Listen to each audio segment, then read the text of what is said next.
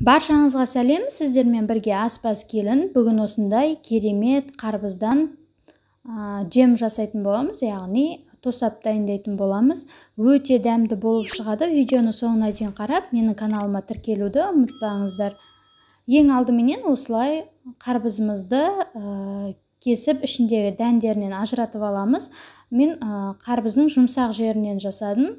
Өте дәмді болып шығады. Қатты жерінен жасағаннан гөрі осылай жұмсақ жерінен жасасаңыз да керемет шығады.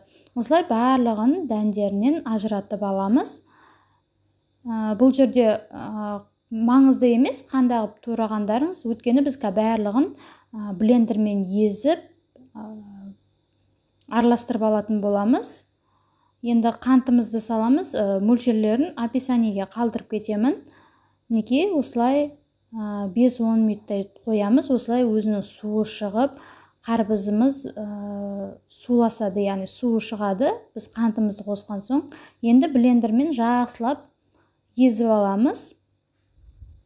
Осылай барлығын езіп аламыз. Мінекей езіп болдым. Енді қазанымызға салып қайнатып аламыз. Бұл жерде блендерді пайдаланбай-ақ турап жасай беруге болады, бірақ ол жем ретінде емес, кәдімгі варенье болады. Мінекей біздің тосабымыз, яғни жеміміз қайнап жатыр. Бетінде көбігін міндетті түрде аламыз. Осылай барлық көбіктерін алып аламыз. Шамамен менде жарты сағаттай қайнады. Менде азғантай мөлшерде болғандықтан тез дайын болды. Осылай қайнатып аламыз қоюланғанша.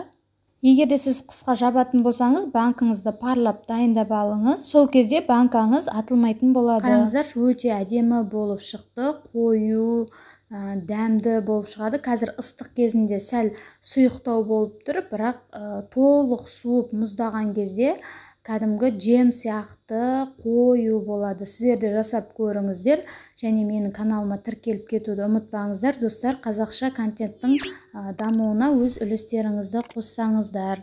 Мінекей керемет болып шықты. Видеоны соңына дейін қарағандарыңызға рахмет. Сіздермен бірге болған аспаз келін. Әлі де көп рецепттер болады.